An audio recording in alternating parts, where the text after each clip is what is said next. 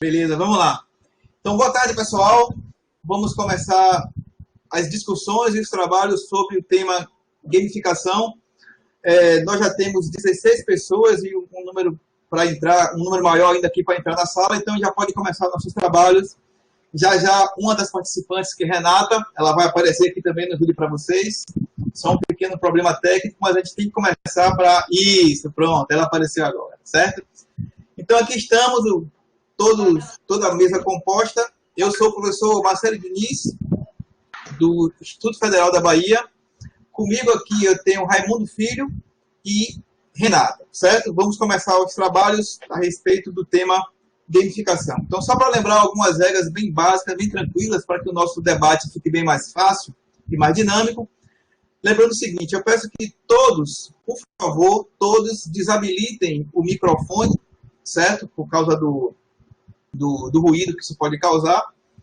E, à medida que o tempo for passando, se vocês tiverem dúvidas, podem fazer perguntas no chat, certo?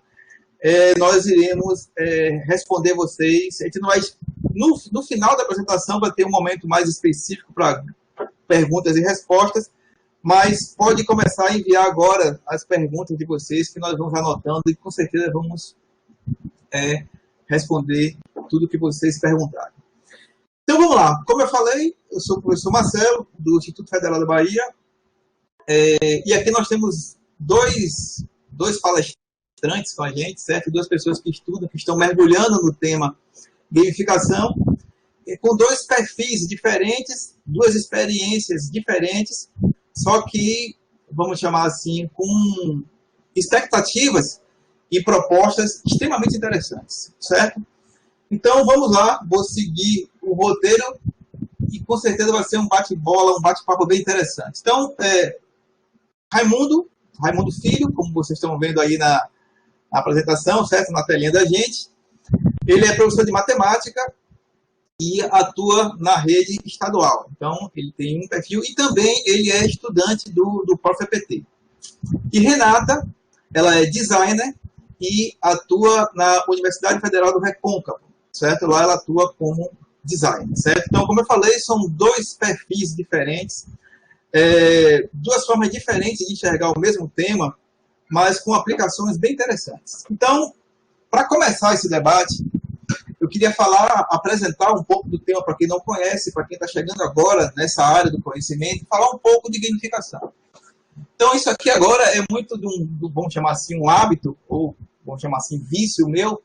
Quando eu começo a estudar algum tema, eu prefiro ler inicialmente o texto vamos chamar assim, dos desbravadores, as primeiras pessoas que começaram a escrever sobre o tema gamificação. Então, assim, eu gosto muito de começar com os pioneiros para poder comparar a visão que se tinha logo no começo, quando começou a falar do tema, e a visão atual, certo?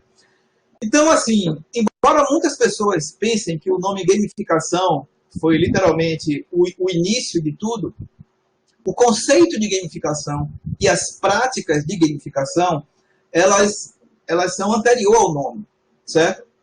Então, se você começar a pesquisar, desde a década de 70, nós já temos trabalhos que literalmente aplicam gamificação. O nome não era esse, certo? E, assim, isso eu posso dizer com plena certeza final da década de 80 e início da década de 90, certo? A gente já conseguia enxergar esse conceito, certo? Mas ninguém chamava de gamificação, certo? Nós temos diversos exemplos, até na nossa vivência, né? Quem aqui nunca assistiu aqueles programas de Gugu, que ele oferecia dinheiro e tal, para você responder pergunta mais rápido, quem chegava primeiro no auditório para responder alguma coisa, fazer alguma tarefa, de uma maneira bem, vamos chamar assim, simplória, você já consegue enxergar os primeiros traços da gamificação nesses cenários, nesses programas, certo? A primeira pessoa, vamos chamar assim, o primeiro pesquisador que começou a utilizar o nome gamificação foi Sebastian Didersen. Foi uma publicação que ele fez. Assim, a publicação saiu em 2000, mas a pesquisa dele começou em 98. E de lá para cá você começa a enxergar o termo gamificação, certo? Muitos outros autores, vamos chamar assim, em um âmbito internacional e nacional também, já utilizaram esse nome. Por exemplo, sendo bem, vamos chamar assim, bem barriga, a pesquisadora que muitos já conhecem, chamada professora Lynn Alves. Então, Lynn Alves, ela já aplicava, utilizava o conceito de gamificação nas escolas públicas aqui, nas escolas estaduais, aplicando as pesquisas que ela desenvolvia lá, que ela desenvolve ainda, né? Inicialmente na UNEB e hoje na Federal. Ela já aplicava esse conceito, mas também não chamava de gamificação. Então, assim, como é que quando nós percebemos a utilização em massa do nome gamificação? O nome gamificação e essa grande utilização, ele é paralelo ao surgimento dos, vamos chamar assim, dos grandes jogos online, certo? Existem diversas pessoas que chamam por nomes diferentes, mas assim, a massificação dos jogos online, aí sim ficou, vamos chamar assim, criou todo o ambiente necessário para, vamos chamar assim, você gravar o nome gamificação, certo? Então, mais uma vez, em escala mundial, quem começou a usar muito esse termo foi uma pesquisadora norte-americana, que ela publicou um livro que fala literalmente sobre isso, e daqui a pouco a gente volta para falar um pouquinho mais desse livro no bate-bola, nas perguntas que vão surgir com as conversas que nós teremos aqui com Raimundo e com Renato, certo? Então, eu só queria apresentar o tema, falar um pouco e abrir o espaço agora para os nossos palestrantes. Fiquem à vontade para começar a fazer as perguntas também, certo? Então, por favor, Raimundo, fique à vontade. E Renata, quando quiser fazer qualquer interferência também, pode falar. Então, vamos lá. Vamos lá, pode começar, Raimundo. Primeiro, apresente o seu projeto, a relevância dele, e depois, Renata. Pode ficar à vontade. Tudo bem. Em primeiro lugar, boa tarde. Obrigado pelo convite.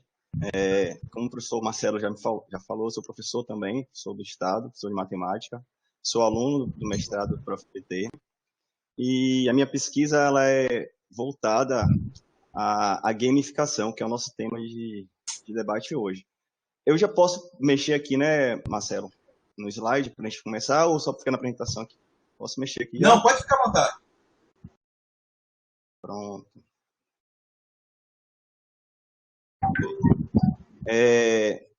Gostaria de começar a destacar que o mestrado do ProfPT, ele tem duas linhas de pesquisa, né? E a linha que eu estou trabalhando é a primeira linha, que é de práticas pedagógicas, e o macro projeto 1, né, que fala sobre os produtos educacionais relacionados diretamente ao ensino. O meu tema de pesquisa, o meu título da minha pesquisa é Universo M, uma sequência didática gamificada na matemática do curso técnico em ação visual. Vocês devem ter observado aí na foto essa cara de felicidade, e no final da apresentação eu vou dizer para vocês qual o motivo dessa cara de felicidade. Realmente, quem bateu essa foto bateu num momento muito feliz de uma experiência nossa de gamificada na nossa escola. Mas vamos começar aqui para a gente dar continuidade ao processo e conhecer um pouquinho também o trabalho de Renata, que também é sobre gamificação. Um breve resumo da nossa pesquisa. É uma pesquisa de natureza interventiva na nossa prática docente, tá? Que visa analisar uma prática inovadora de ensino na EPT, tá? Para raciocínio lógico matemático voltado para a gamificação.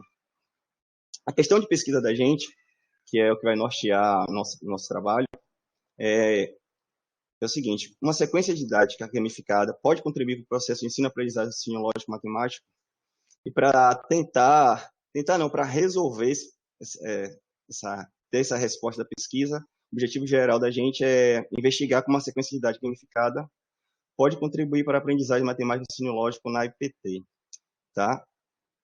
Vamos passar aqui.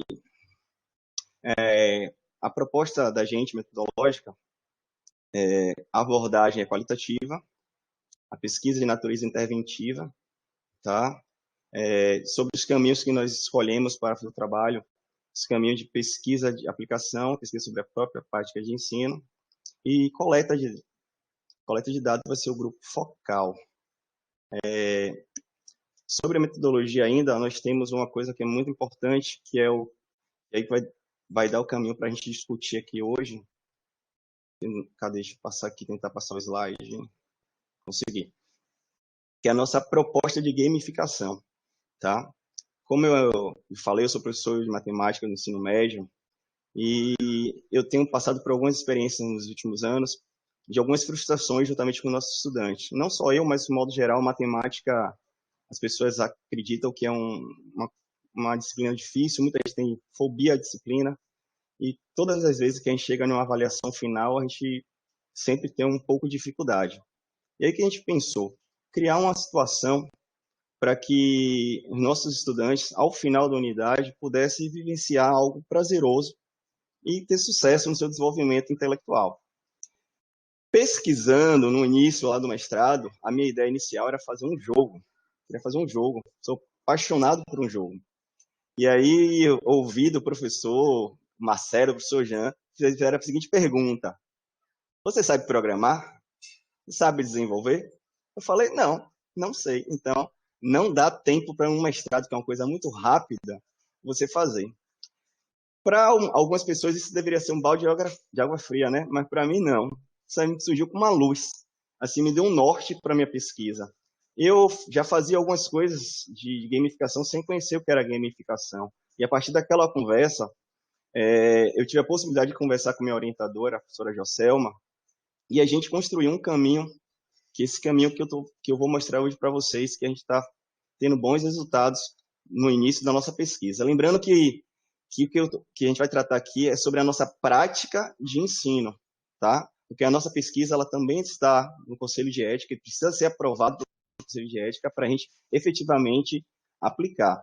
Mas o que a gente tem de experiência são experiência nossa no nosso dia a dia de sala de aula, tá certo? O que foi que a gente criou? Baseado nos games, toda vez que os jogadores vão disputar o final da fase, vai disputar com um chefão, ninguém vai sem nenhuma munição, né? Vai todo mundo já preparado. Então, imaginei o seguinte: se a gente, durante a unidade, colecionasse instrumentos para que no final dela, eles pudessem fazer a prova já com várias pontuações. E aí foi o início da nossa narrativa do jogo. O chefão seria o professor Raimundo, né? O grande desafio seria vencer a prova do professor Raimundo. E aí eles iam, durante a unidade, através de teste, trabalho, tudo que era feito de forma natural, a gente pontuava para a construção do nosso jogo. E a gente começou a criar uma atmosfera muito bacana para desenvolver uma atividade gamificada, tá? Além de tudo isso, a gente escolheu um dia na unidade para fazer uma atividade em conjunto. Foi chamado por eles, nossos estudantes, como o melhor dia de todos.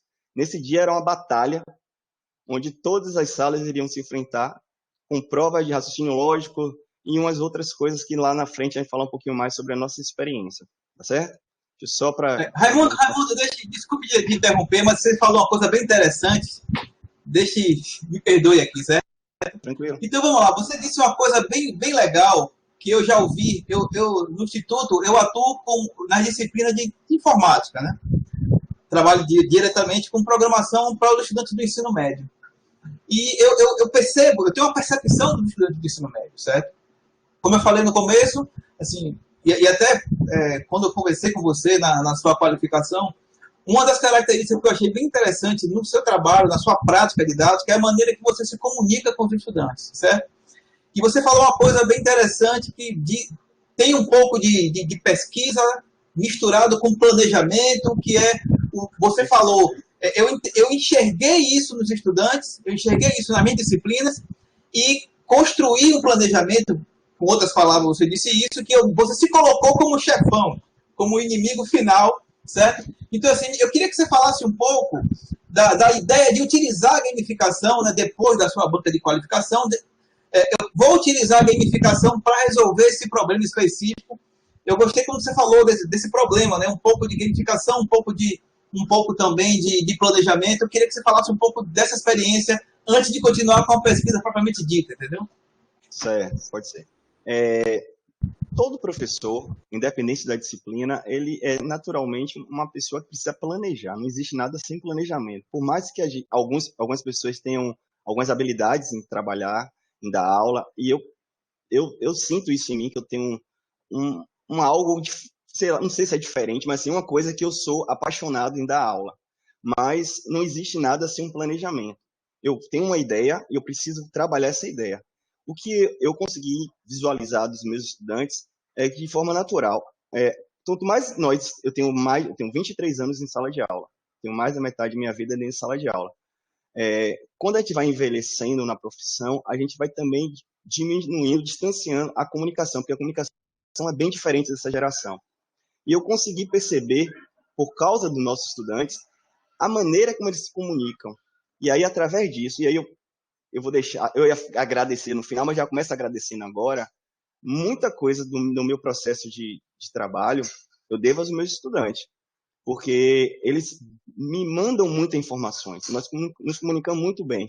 Então, assim, eu percebi nele que a gente precisava criar uma estratégia, primeiro, para melhorar a autoestima era muito baixa, né? Segundo, para tirar o bloqueio que ele tinha sobre a disciplina matemática, né? E terceiro, para desenvolver o conhecimento específico da disciplina no curso técnico que nós temos, no caso específico da gente aqui, comunicação visual. Então, assim, a proposta da gamificação, ela casou com tudo que eles, assim, queriam. Eles gostam muito de jogos eletrônicos, mas nem todos têm acesso ao jogo eletrônico, até por conta da própria infraestrutura. E a gente conseguiu casar essas duas coisas. Assim, a experiência da gente, é porque eu estou segurando um pouquinho, professor Marcelo, para o final, para comentar um pouquinho mais das experiências, mas o que nós temos aqui da experiência, inclusive eu já vi que tem alguns estudantes nossos que estão na sala assistindo a nossa conversa, os resultados que nós temos é nítido, do crescimento deles, tanto de intelectual, mas assim, a posição dele, a autonomia deles, a maneira que eles enxergam hoje a disciplina. Eles estão com muito mais independência, com muito mais vontade em aprender a disciplina matemática. Okay? Eu posso continuar aqui? Já está acabando, viu, Renata? Eu prometo que já está acabando a minha parte. Prometo que já está acabando. Fica à vontade, fica à vontade. Só mais uma partezinha. E aí, aproveitando justamente o gancho da pergunta sobre a questão do planejamento, nas nossas pesquisas, nós temos vários autores que são referências, né? O professor Marcelo já citou. Eu gosto muito de Prensky, mas também gosto muito de Lin Alves, que não tem como uma pessoa que está aqui hoje falar de jogos sem falar de Lin Alves, mas tem umas outras referências que eu gostaria de pontuar, porque é importante para o planejamento do professor e importante para a gente que está discutindo sobre gamificação. Eu queria destacar duas experiências feitas no mundo, uma aqui no Brasil, né? E uma outra nos Estados Unidos.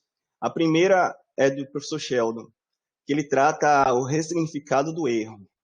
O professor Sheldon, para contextualizar a situação, ele é uma pessoa que veio do mundo dos games, da indústria do game. Ele era desenvolvedor de games. E ele teve a oportunidade de trabalhar na universidade. E aí ele casou o conhecimento técnico dele com o pedagógico. Ele criou uma atividade, uma metodologia gamificada. Essa metodologia gamificada fez muito sucesso. O que ele criou de parece tão diferente? Não foi nada tão diferente, mas ele conseguiu a comunicação eficiente. Eu acho que a gente precisa achar a comunicação eficiente. E ele conseguiu criar uma comunicação eficiente com os estudantes dele de nível superior. Ele criou a seguinte situação. Ele montou com os estudantes que eles montassem os grupos, e aí cada grupo poderia criar seus avatares, seus nomes, e a decorrer da unidade, ao invés de passar um trabalho, uma prova, como nós temos o costume de fazer de forma tradicional, ele dava uma missão, ele dava um desafio. E toda vez que os alunos precisavam resolver uma situação, eles estavam em conjunto, colaboração, e avançando através das missões. E aí ele chama a atenção para a gente, que a gente, às vezes, na correria da gente do dia a dia, esquece e só fica atento só ao final, esquece um pouquinho do processo. E aí ele chamou a atenção sobre o erro. No jogo, o jogador lá no game, quando está disputando com o chefão Raimundo, e ele perde, ele tem a possibilidade de retornar, de começar de novo, agora com mais conhecimento, com mais segurança, com mais percepção, talvez com um pouco mais de cuidado, né? Então ele chama a atenção que o erro ele faz parte do processo de construção intelectual dos estudantes. Então, foi uma coisa assim, que me chamou bastante atenção, que eu trago na minha prática de trabalho, a gente enxergar de novo o erro do estudante, não ficar só esperando o final. É uma coisa muito, muito interessante mesmo. A metodologia dele fez tanto sucesso, pessoal, tanto sucesso, que os relatos da aula dele criou um livro dos maiores livros de sucesso nos Estados Unidos, que é sobre questão de gamificação, tá? E o último exemplo aqui que chama a atenção, que aí vai tocar em vários professores, é a questão da adaptação. Um trabalho desenvolvido pelo professor Alim, que foi colocado pelo professor Marcelo, que também faz parte desse trabalho, né? Professor Marcelo, Marcele, Minho e Diniz, fizeram um trabalho com professores do Estado e monitores do Centro Juvenil, né? Para falar sobre conceitos de gamificação. E aí, nesses conceitos de gamificação, eles também criaram uma narrativa, né? Criaram uma mecânica, que cada situação de aprendizado também era computado com pontos e assim desenvolvido. E nesse processo, o que mais me chamou a atenção, que eu deixei em destaque, é a questão da adaptação. Que parece que quando a gente fala assim de gamificação, só é voltado para as pessoas da área de exata ou só da área de informática. Mas a gamificação ela pode ser utilizada em diversas áreas. Não tem área específica para gamificação. Eu acho que o grande toque é a questão do planejamento. Eu não sei, eu mal jogo, não sei quase nada de videogame, não sei nada de programação, mas o que eu sei é que eu tenho vontade de aprender e eu consigo fazer essa relação através do planejamento, tá? Não tem essa questão assim, mas Raimundo, mas eu não sou criativo. Eu ouvi uma vez de um palestrante que não existe pessoa não criativa, todos nós somos criativos. Só depende da nossa disposição. Então, a criatividade é também uma disciplina. Então, qualquer professor, e aí, professor, no modo geral, ele naturalmente ele vai ter que planejar suas ações. É só ele destinar um pouco mais de atenção a essas atividades. E assim, outra coisa, não tem medo de errar.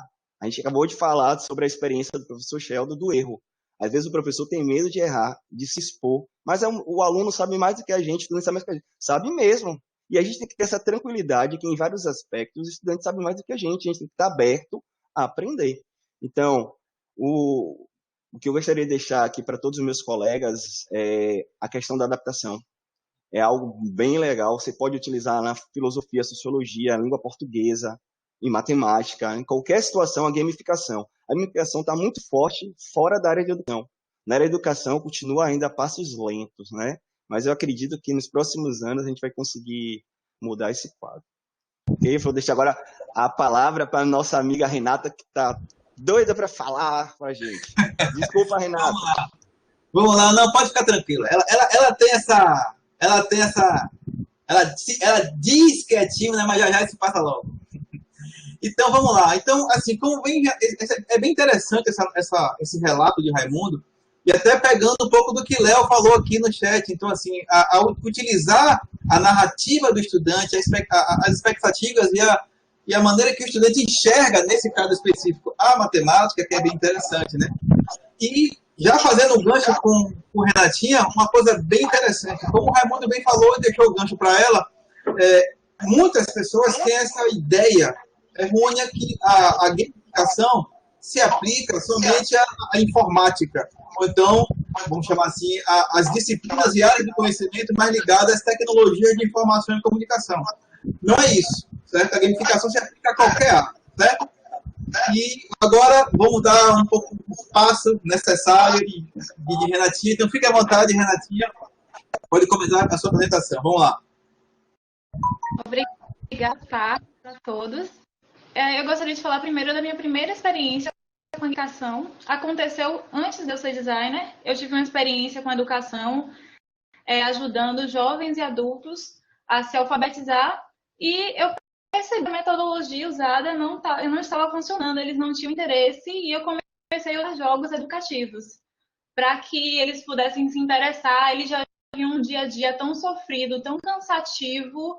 E quando chegava na olhos o interesse nenhum para o livro didático, para aquelas coisas. Então, eu comecei a usar jogos e eu percebi que aquilo foi muito produtivo, teve um retorno muito bom, mesmo jovens e adultos que são pessoas que, teoricamente, não jogam, mas a gente às vezes pensa muito no jogo, às vezes apenas como jogo eletrônico. Mas se você pensa nos velhinhos da praça que estão jogando dominó, eles estão jogando de alguma forma. Então, jogo não é apenas jogo eletrônico, aquele jogo tradicional, Nintendo, não. O jogo é muito mais do que só isso. E com essa experiência, depois, eu me formei em design pelo NEB, e agora, nesse mestrado, eu quis fazer uma coisa que realmente eu gostasse. Então, como o professor Raimundo estava falando, que os professores eles têm dificuldade. E como ele mesmo falou, eu não sei programar, eu não sei design, então por que os designers não podem ajudar os professores? Porque os professores já têm tantas coisas para pensar, tantas coisas para fazer, e às vezes eles tentam ir numa área de conhecimento que não é a deles, como é de produzir um jogo eletrônico, só que para eles vai ser um aprendizado muito longo. Então, por que não a gente juntar design com a educação e tornar algo possível para que o professor possa executar em sala de aula? Então, a minha proposta é um jogo que é um jogo colaborativo, onde o professor ele vai poder perceber qual é o perfil da turma, se é melhor jogar individual, se é melhor formar grupos para jogar. Então, ele vai poder perceber isso, se são partidas mais longas, se são partidas mais curtas. Então, ele vai poder perceber isso. Então, é um jogo colaborativo, customizável, onde o professor ele vai poder colocar dentro daquela estrutura qualquer conteúdo. Seja português, como eu fazia com a alfabetização, seja matemática, história, geografia. E, com isso, esse professor ter uma base para poder usar a gamificação na sua sala de aula. Então, fazer o conhecimento de design para a sala de aula, para o professor poder utilizar isso de forma mais confortável.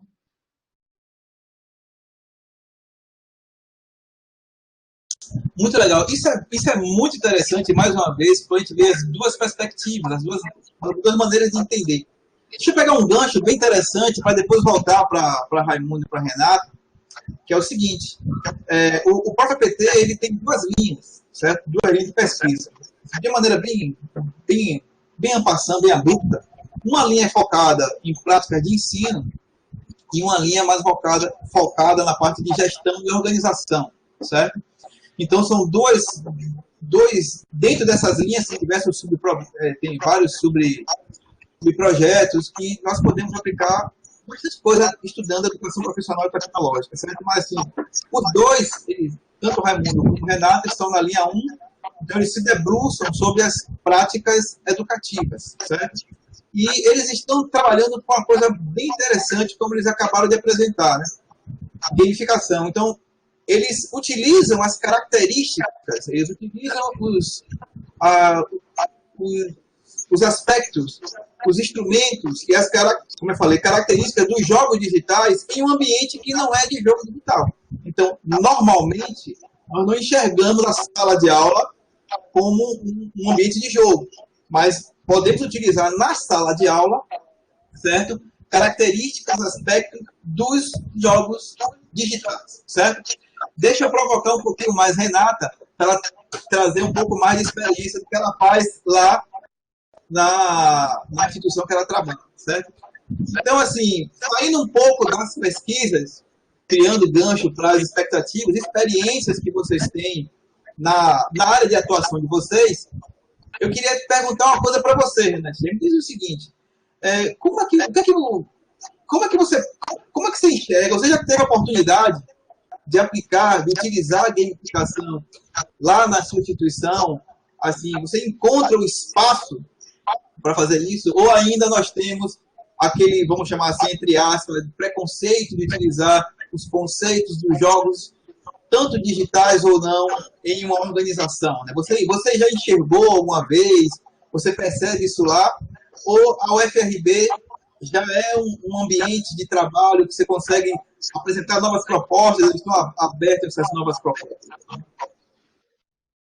Eu acredito que cada sala de aula é um mundo, né? E cada professor tem uma forma de estar diferente. Enquanto muitos professores estão abertos para conhecer e já praticam atividades gamificadas e pedem nossa ajuda, e pedem nossa colaboração, alguns outros professores ainda têm medo, ainda têm receio de que o ensino não seja levado a sério, que o ensino não é jogo, que o ensino não é divertimento, que o ensino tem que ser levado de uma forma tradicional ou não tradicional, como sempre foi feito. Então, é um pouco complicado você abrir a cabeça de uma pessoa, você nunca pode impor a sua opinião a outra pessoa, mas você dá possibilidades. Então, eu acredito que esse aplicativo que eu estou fazendo, que possibilita esse jogo, vai ser muito bom até para quem não tem nenhuma experiência com gamificação, ver uma possibilidade fácil e também ser um caminho para ele começar a buscar novas possibilidades para a sala de aula dele.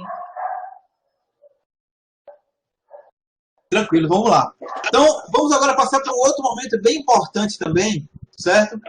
E agora a gente vai revezar de novo, a gente volta para a Ramona, depois volta para a Renatinha, que é o seguinte, eu quero que vocês falem um pouco, que vocês apresentem a proposta do que nós concebemos como produto educacional, certo?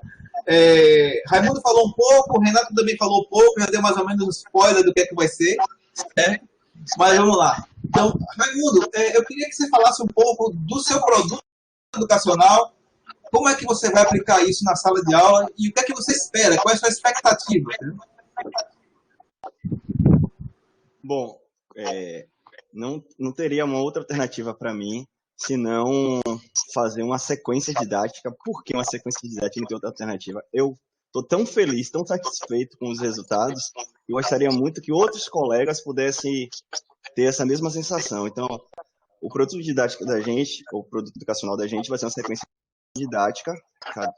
Você está manipulando o slide ou como é que é? Eu já posso.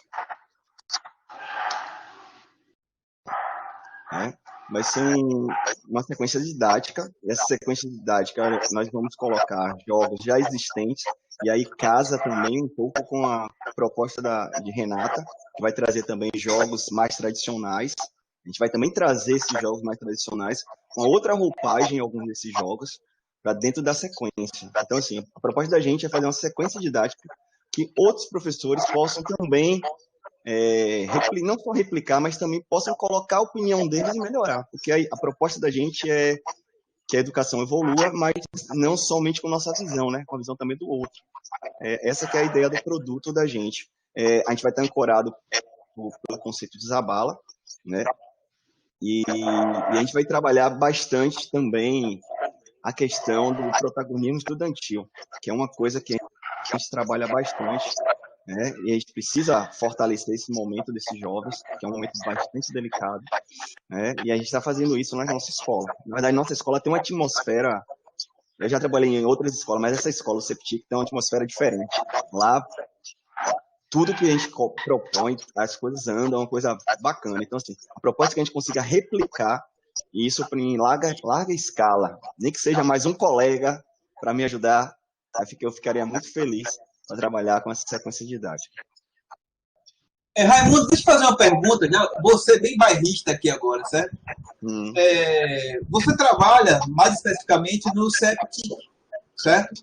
É uma escola do Estado, do governo do Estado da Bahia, que tem um apelo, que trabalha com cursos técnicos, certo?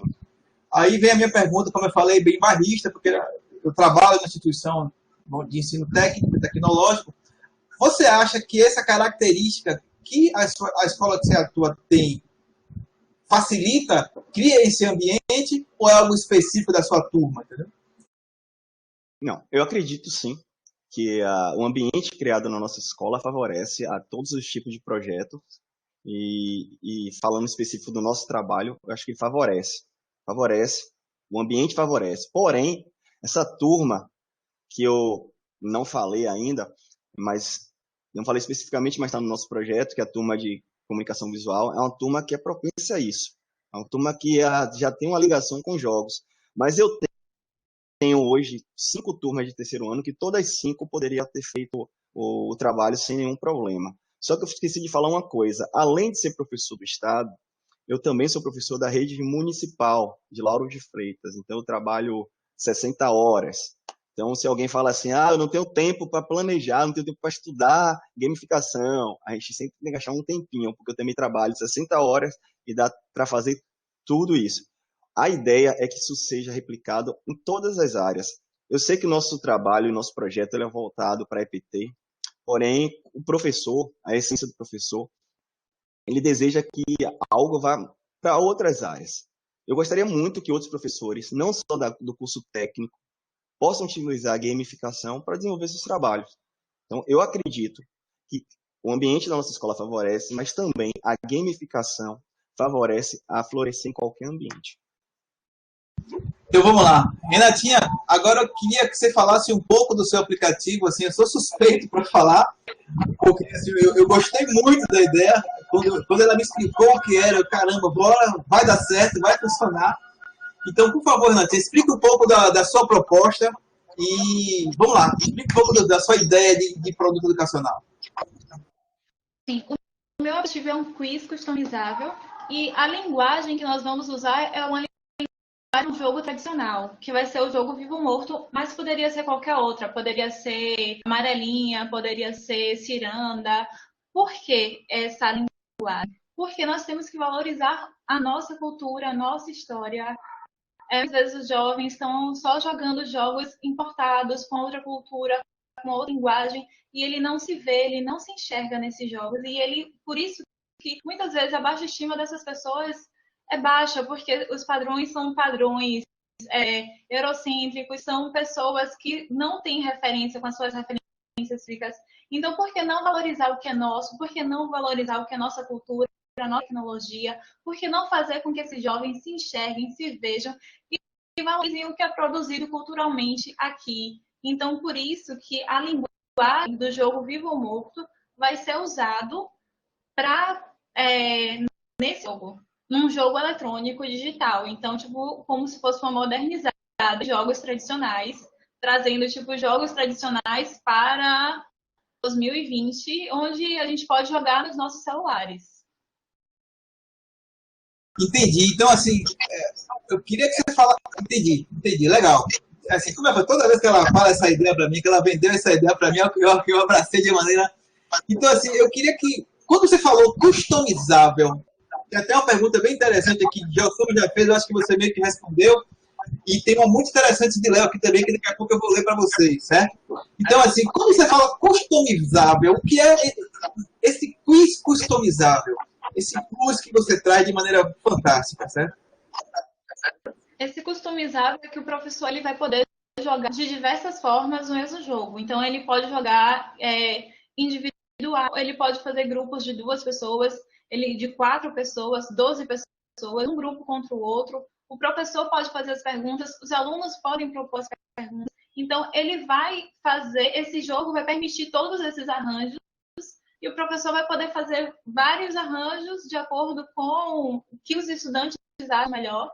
Então, vai ser uma proposta que Nielsen fala, né, que é possível aprender com jogos, é possível aprender por meio dos jogos e é possível aprender fazendo jogos. Então, no primeiro momento, quando o professor e o aluno estiver discutindo as propostas, estiver discutindo os grupos, estiver discutindo tudo isso, ele vai poder, o estudante vai poder aprender, já vai ser uma forma de aprendizagem. No próprio jogo vai ser uma outra forma de aprendizagem e nós vamos ao professor também discutir sobre o jogo. Então, discutir sobre a linguagem, discutir sobre a tecnologia. Então, vão ser essas 3 áreas de abordagem do nosso jogo.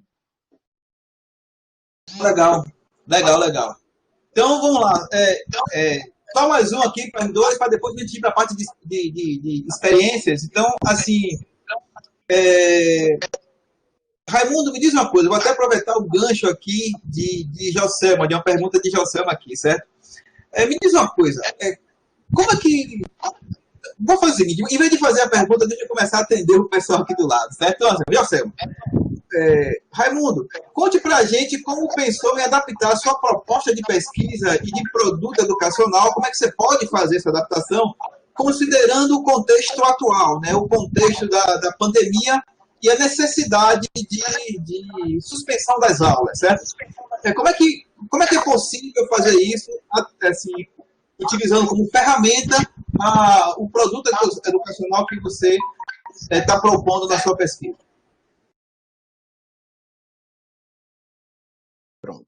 É uma situação realmente que a gente precisa ter muito cuidado, mas é possível sim. Nós estamos pensando uma estratégia para trabalhar online. Nós, do Estado, temos a possibilidade de utilizar a ferramenta do Google, o G Suite do Google. Nós estamos fazendo isso. Hoje nós damos aula pelo Meet e a gente tem uma boa participação dos estudantes. O que nós estamos pensando? Vou contar só uma parte, porque eu tenho um estudante aí assistindo o seminário, eu não vou entregar para eles. Mas tem uma das ferramentas que nós iremos utilizar, uma ferramenta de jogo, através de um quiz, né? Tem um site de quiz, mas também tem outro site que nós iremos utilizar para fazer esse trabalho online. E é possível fazer esse trabalho online. Existem plataformas que favorecem a gente a fazer isso. Não estava no processo, mas a gente vai ter que pensar agora uma estratégia de trabalhar com mais eficiência esse trabalho online.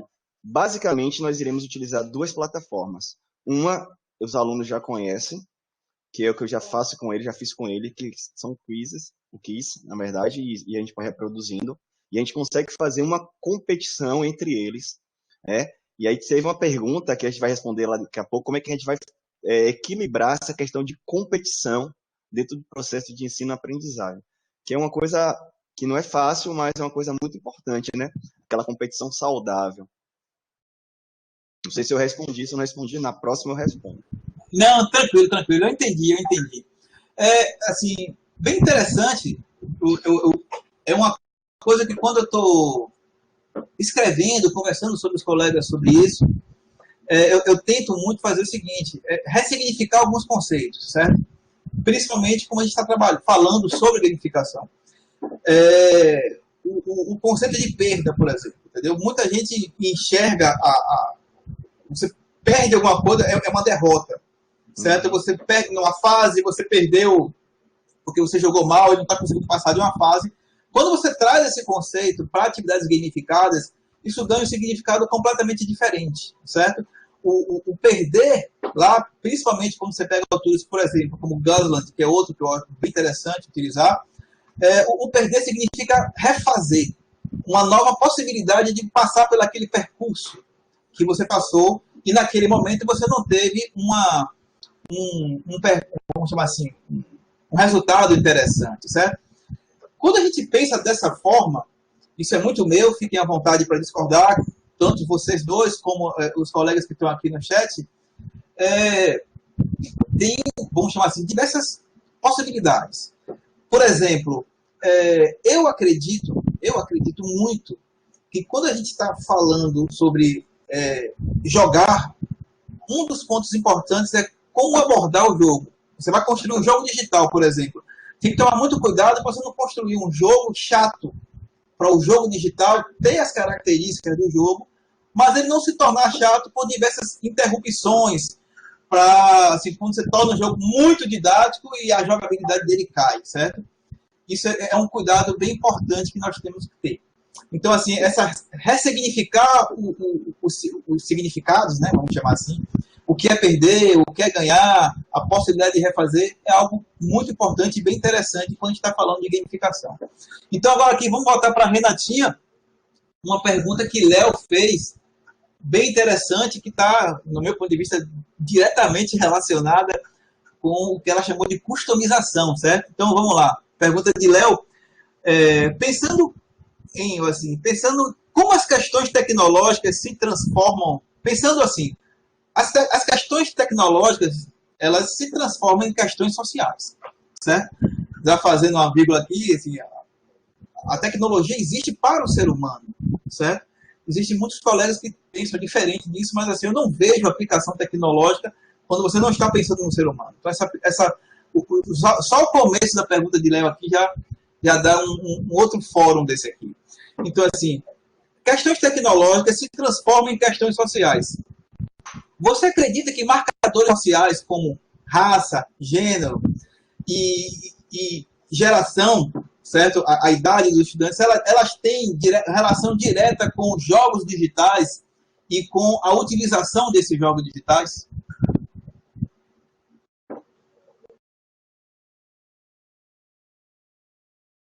Ela tá com o microfone. Pera aí rapidinho, Renatinha. Renatinha, só um segundo. Se eu habilitar aqui. Peraí. Pronto, fica à vontade, desculpa. E essa é uma pergunta que eu gostei muito, porque é justamente sobre isso que o design trata. O jogo ele não foi feito sozinho. Ele foi feito por uma pessoa que é fruto de uma sociedade, que é fruto de um pensamento. Então, se você pegar um jogo, qualquer jogo, vamos pegar um jogo da Nintendo, você pode ver características de racismo, você pode ver características de, por exemplo, uma coisa que acontece muito nos jogos é o machismo. Como as mulheres eram muito tempo tratadas nos jogos e toda a comunidade foi falando, foi prestando, e hoje em dia, como as mulheres são tratadas nos jogos, está mudando, mas ainda tem muita coisa para se avançar. Porque, na verdade, o jogo é fruto de uma mentalidade de uma sociedade que acaba influenciando uma outra sociedade. Então, é um círculo. Porque o jogo é um produto que é influenciado e ele acaba influenciando também. Mas isso daí existe para tudo. Tudo que é feito, tudo que é produzido industrialmente é feito por uma sociedade que pensa e essa sociedade que consome absorve esses valores. Então, a gente não pode pensar que nenhum produto físico, um celular, um computador, tudo isso está imbuído de gênero, raça, relações, todos esses tipos de relações, elas acabam se diluindo, mas elas estão presentes em todos os produtos que nós vemos. Por exemplo, mesmo os computadores, os mouses não são usados para quem é canhoto. Então, você vai ver toda essa relação de exclusão, de minorias, de tudo isso em todos os objetos que você usa. Se você for pensar a história dos produtos, a história dos jogos, a história do produto mais simples, do batom, da calça jeans, você vai ver que tudo isso que nós vivemos na nossa sociedade, ela se dilui no pensamento daquilo que é produzido. Então, da mesma forma que os jogos eletrônicos ou outros jogos, eles sofrem influência do pensamento da sua época, daquilo que foi feito, ele também influencia, porque um jovem que começa a jogar um jogo, Tomb Raider, algum jogo assim, por exemplo, e ele começa a ver uma mulher daquela forma, com certeza aquilo vai influenciar, porque vai ver 70% do que a gente absorve é aquilo que a gente vê. As outras informações é por aquilo que a gente ouve, é por aquilo que a gente sente no tato, mas a visão tem um poder muito grande de influenciar aquilo que nós somos.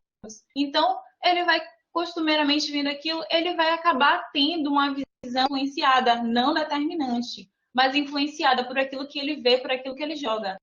Então, eu poderia ficar a tarde toda falando sobre isso, porque isso daí é muito importante e é isso que o nosso jogo que nós estamos criando quer desconstruir.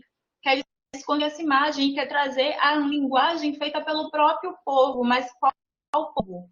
O nosso povo que muitas vezes não é visto, muitas vezes não é levado a sério, muitas vezes a tecnologia que é criada pelo povo não é vista como tecnologia, não é a cultura criada pelo povo não é vista como cultura. Então, por isso que é o que nós chamamos de design vernacular.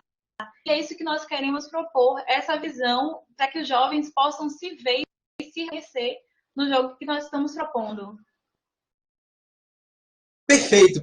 Eu vou dar um exemplo bem ótimo. Assim, quando você fala da possibilidade de visibilidade cultural através da tecnologia, eu acho esse assunto perfeito. Joselma falou uma coisa aqui que era um convite que eu ia fazer para você depois, mas ela já fez a leitura perfeita aqui. Você precisa ir lá conversar com nossos estudantes. Por exemplo, Cleo falou aqui assim, né? Preconceito nos jogos. Gordos, carecas, geralmente são vilões. Né? Então, assim, é muito difícil você ver aquela figura eurocêntrica como vilão da história, como o cara que você quer destruir, certo? E quando você traz essa proposta de você utilizar a tecnologia e a mecânica de jogos, a mecânica de jogos culturais para o smartphone para todo mundo compartilhar o mesmo smartphone e, a partir daí, ver a experiência gamificada. E foi isso que, vamos chamar assim, que me apaixonou na sua proposta, certo? Então, vamos agora para vamos chamar assim, um momento final, certo? Porque quando vocês apresentam expectativas, certo? Então, nós entendemos o que vocês querem fazer, as suas ideias, as ideias que vocês defendem, tanto do ponto de vista a sua pesquisa e do ponto de vista ideológico, o que vocês querem alcançar. Mas agora é aquela velha parte que você diz, ó, essa é a minha expectativa. É com base nisso que eu vou fazer os meus trabalhos futuros, certo? Então, assim, vou voltar agora para Raimundo, para depois voltar para Renatinha. O seguinte, Raimundo, o que é que você espera? Quais são as expectativas que você tem depois que esse produto estiver pronto, certo? Você está com vamos chamar assim, você tem um pouco mais de tempo dentro do programa, né? Você entrou na turma de 2018, certo? Isso? Você é da turma de 2018, Renatinha entrou na turma de 2019. Então você vai ter um tempo maior de pesquisa. Então, assim, qual é a sua expectativa e o que é que você já tem de experiência, assim, aplicando a sua pesquisa no desenvolvimento da sua pesquisa?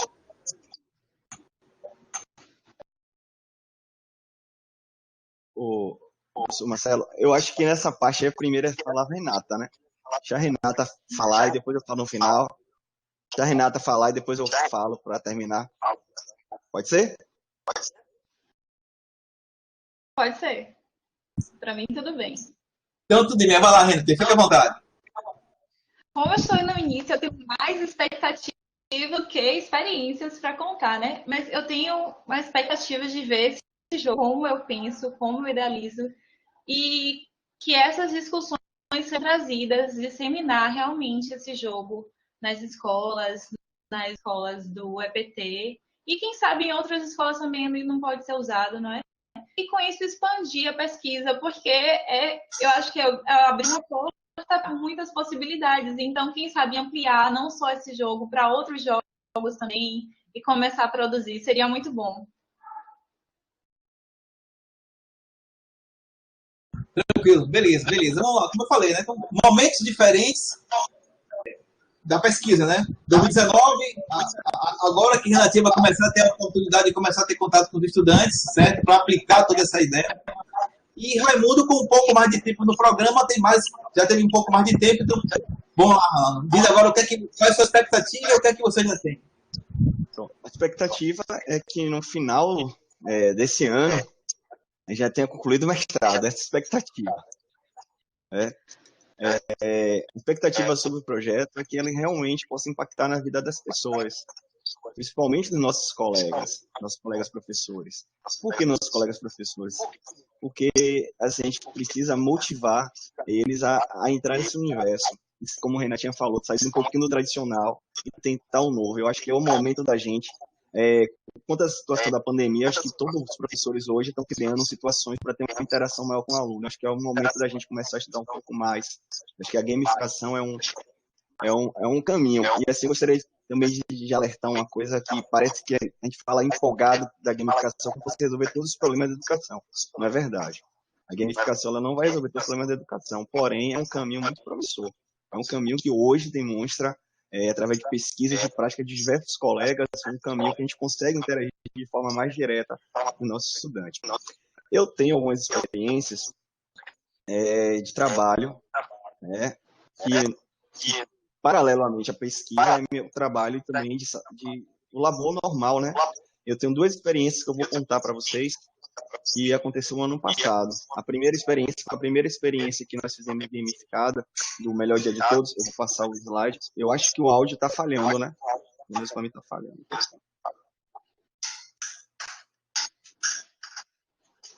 Ou tem algum microfone aberto ou está falhando. Pronto. A primeira experiência da gente... Só um pouquinho, Renato, só um pouquinho, Raimundo, por favor. De novo, pessoal, por favor, eu peço que todos desabilitem os microfones, certo? Para não ficar fazendo o ruído, certo? Vamos lá, vamos continuar. Fique à vontade, Raimundo. Pronto. Como eu falei no início, nós criamos uma estratégia, né, de mobilizar os estudantes para o jogo. E aí, no decorrer da unidade, eu passava uma atividade, eles sabiam que essa atividade seria pontuada para o jogo. E aí eu marquei com eles um dia para a gente reunir todas as turmas, e nesse dia eu tinha as turmas do segundo ano, de 2019, e terceiro ano. Eu tinha ali 8 turmas, eu tinha aproximadamente 280 alunos. Nessa foto aí à esquerda aí do vídeo, eu estava demonstrando para eles, apresentando como é que seria a nossa gamificação. Eu criei um ar de mistério para eles a semana toda. Eles queriam saber o que era, mas não sabiam. Só achavam que era uma gincana matemática, achavam que era uma gincana em matemática, mas eles não sabiam efetivamente como é que ia proceder no processo. E aí cheguei e expliquei para eles, expliquei o projeto, e disse para eles que nossas atividades, nossas provas, elas iriam ser pontuadas com um jogo que, no final, a depender da sua pontuação, eles iriam trocar o valor que eles tiveram pela quantidade de questões da nossa prova, já que a prova é o bicho-papão. Foi dito nesse instante que os vilões são careca, gordo. O vilão na nossa escola sou eu, cara alto, forte, bonitão, como eu falo com meus alunos, eu que era o grande vilão. E eles estavam assim, encantados com essa possibilidade de fazer a minha prova já de 16 questões, de 12 questões, já com 5, 6, alguns até com 8 questões já na mão. Então, eles se envolveram de uma maneira muito grande. E não só o envolvimento dos nossos estudantes, nós tivemos um envolvimento, um engajamento de toda a comunidade escolar. De pais que levaram os estudantes ao sábado na nossa escola. A coordenação pedagógica, que é a nova coordenação da gente, está sempre junto com a gente. A gestão está colada. E, mais do que nunca, os nossos estudantes. Nós tivemos algumas provas, e aí eu vou só pontuar algumas rapidinho para passar para a próxima.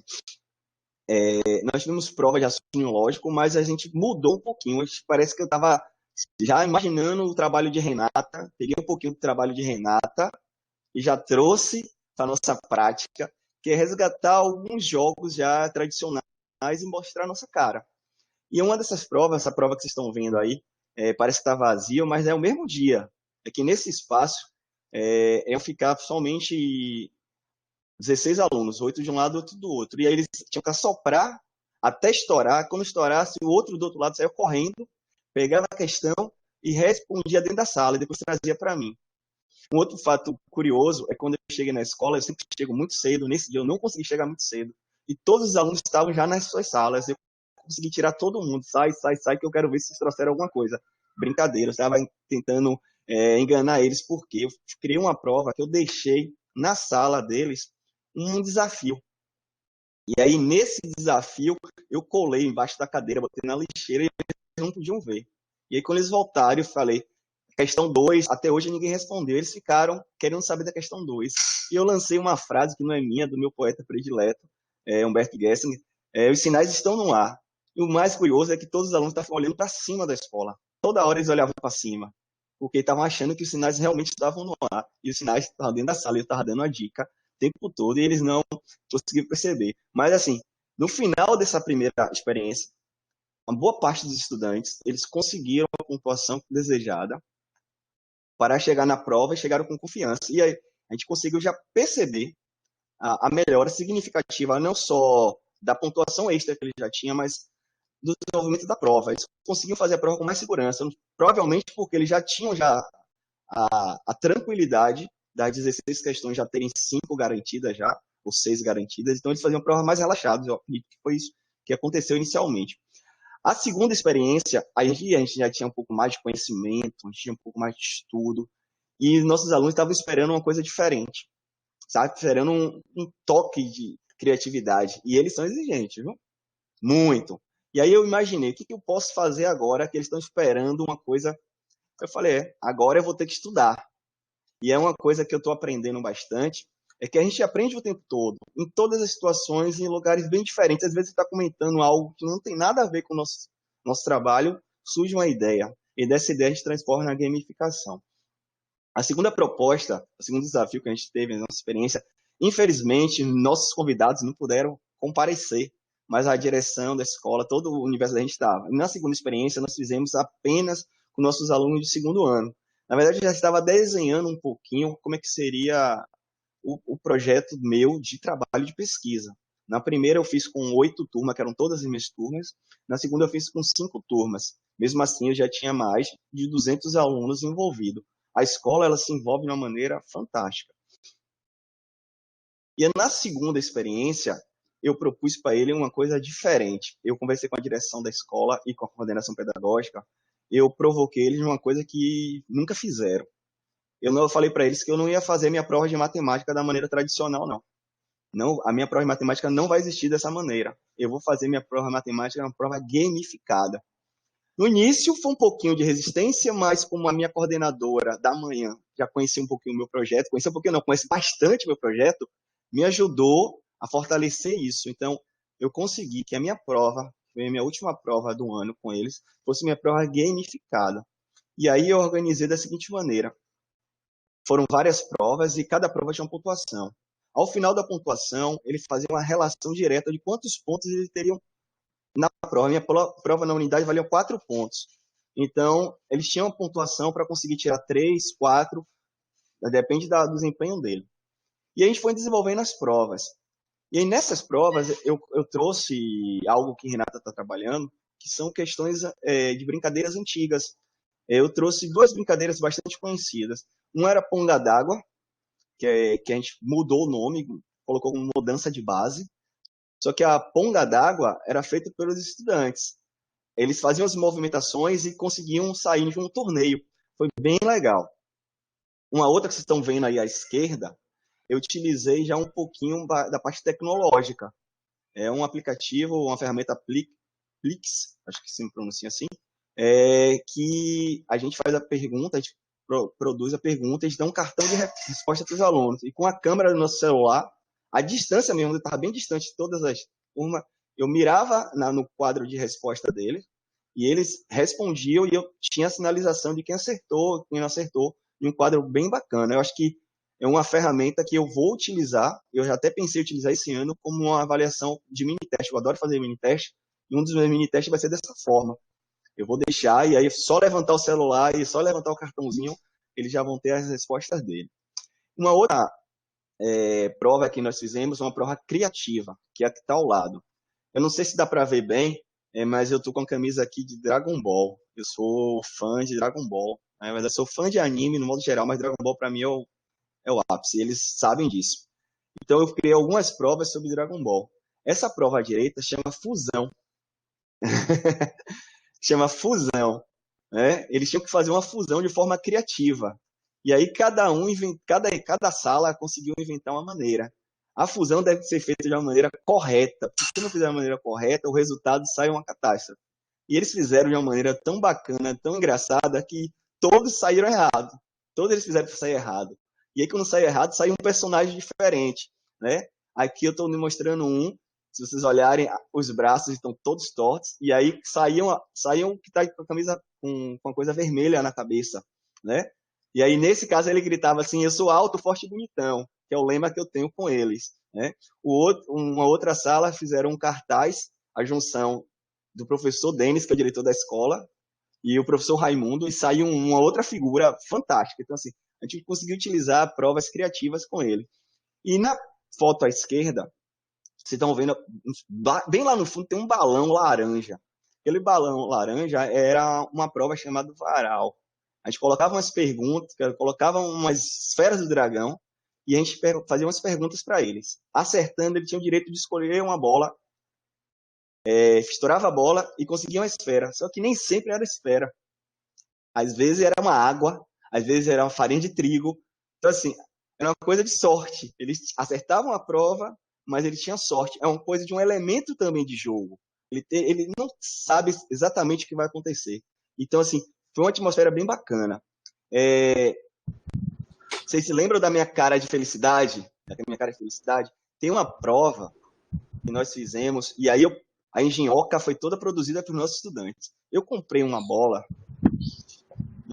enorme, essa bola aqui, e a prova, não dá para botar o vídeo por causa da banda da internet, a gente fazia várias perguntas, e aí o tempo que terminava a pergunta, enchia o balão. A ideia é que eles respondessem de forma rápida para o balão não estourar. Eu tinha feito, acho que umas 40 perguntas, e aí o balão não estourou. O balão não estourou. E aí a gente começou a criar uma situação. Então, o estudante que estava com a gente, e uma coisa bem legal lá, é que eu tenho estudantes que não são mais meus estudantes, mas são estudantes da escola e participam da organização, interagem bastante. E eles começaram a fazer perguntas de tabuada. E aí o clima de a bola vai estourar, a bola vai estourar, a bola vai estourar, a bola não estourou. Eles ficaram muito frustrados porque a bola não estourou. Eles queriam que a bola estourasse. É interessante a participação, né? Quando a gente começa, como você bem falou, a interação dos estudantes, quando eles começam a participar, como você falou, assim, estudantes que não são mais seus alunos, continuam acompanhando vocês, essas interações que assim, você não planejou 40, depois passa de 40, e aí nós começamos a criar outras, e eles entram no clima, isso é bem interessante. Mais uma vez, né, é muito da proposta de Renata, de trazer a cultura popular, trazer a participação dos estudantes, e aí você abre leque para diversos assuntos com a customização, para realizar esses tipos de atividade. A gente ficaria aqui horas e horas conversando sobre isso. Infelizmente, a gente tem um tempo limitado, tem diversas outros compromissos, diversas lives rodando agora aqui, provavelmente nesse momento que nós estamos passando agora. Mas, assim, bora fazer o seguinte, vamos abrir espaço agora aqui para perguntas, certo? E em direção ao final da nossa live, dos nossos trabalhos. E enquanto vem as perguntas, deixa aberto um espaço para quem quer finalizar com alguma coisa. E vamos lá. Então, assim, estou vendo que Mariúcha está escrevendo alguma coisa aqui. Léo também, enquanto não aparece aqui. Vamos lá, em notas compartilhadas. No meio do bate-papo aqui, eu estava olhando aqui as notas compartilhadas, já estava saindo algumas perguntas aqui, a de Joselma, a de Léo. Cadê? As perguntas já foram feitas. Então é isso. Infelizmente o nosso tempo acabou. Eu queria agradecer muito a Renata, agradecer muito a Raimundo pela exposição, pelo tempo, né, pela maneira que vocês apresentaram o trabalho. Desejo muita sorte a Raimundo nesse final de trabalho. Mais sorte ainda e bastante empenho. Pode contar comigo também, Renatinha, no desenvolvimento do seu projeto. E é isso aí.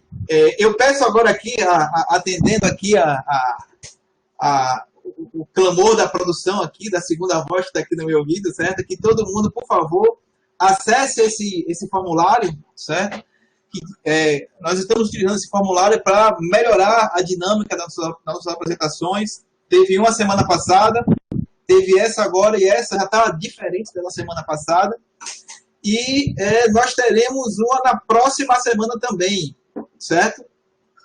Essa tem um tema diferente, disseminação das bases conceituais da EPT, da Educação Profissional e Tecnológica, no mesmo horário, da sessão 3, dia 1/5, semana que vem, 5 da tarde.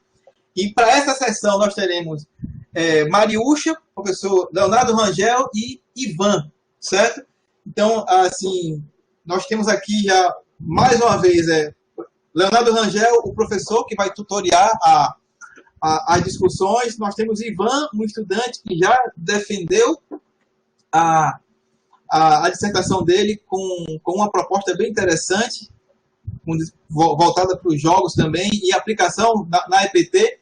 E temos Mariúcha, que ela está no programa ainda, entrou na turma de 2019 também, tem uma proposta também com foco bem tecnológico, voltada para a educação profissional tecnológica. O interessante, muito interessante, na próxima sessão, o tema por si já é bem interessante, que são as bases conceituais do EPT, e a gente tem a possibilidade de ouvir Ivan falar dessa disseminação das bases conceituais do EPT, com foco voltado para a linha 1, que é uma linha onde abriga mais projetos com foco mais no ensino. E Mariúcha fazendo a mesma discussão, só que com foco voltado para a linha 2, que é uma linha com foco mais voltado para organização e para gestão, certo? Então, o tema é muito interessante. as propostas de pesquisa e, consequentemente, o desenrolar da conversa vai ser também bem interessante. Então, assim, eu peço, por favor, que todo mundo preencha esse formulário para que a gente possa ter um feedback e continuar melhorando as apresentações da gente. Convido a todos a disseminar esse projeto, disseminar também a sessão 3, certo? E convidar o máximo possível de pessoas para assistir a discussão que vai ter semana que vem com o professor Léo, Mariúcha e Ivan, certo? Renatinha quer fechar com alguma coisa, Raimundo quer fechar com alguma coisa, pode ficar à vontade.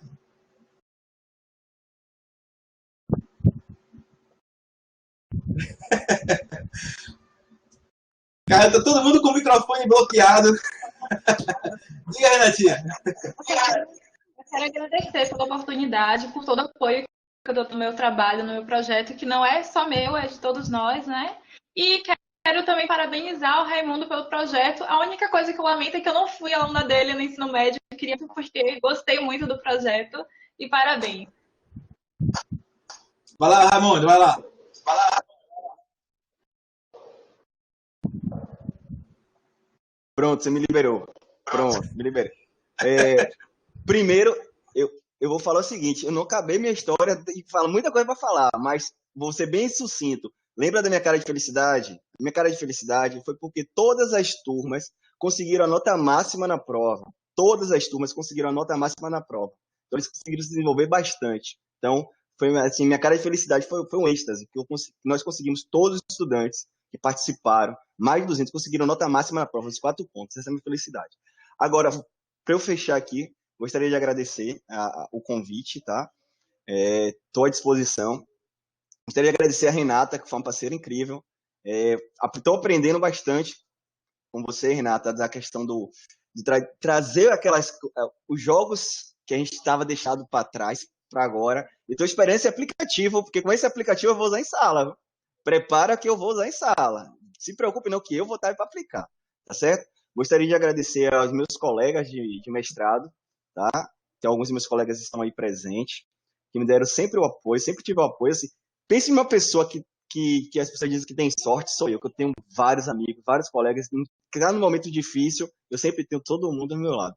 Gostaria de agradecer aos meus professores, às minhas orientadoras, que pensem em um sujeito que tem orientadora, sou eu, certo? Sou um sujeito felizado, então algumas pessoas não têm, eu tenho, 2 são presentes, são dedicadas, eu tenho um Sayonara que também me ajuda muito, e gostaria de agradecer em especial a minha família do home office que me ajudou, não teve problema, todo mundo ficou tranquilo, né? E principalmente meus estudantes, né? Que tudo que a gente pensa que faz, a gente sempre voltado ao entusiasmo que nós temos, é porque a gente tem esse carinho em especial com eles e sabe que podem contar com a gente para tudo, tá? E aí eu estou à disposição. Eu sei que eu falo demais, eu demoro para falar, mas quando eu falo demais, mas eu fiquei muito feliz por poder contribuir.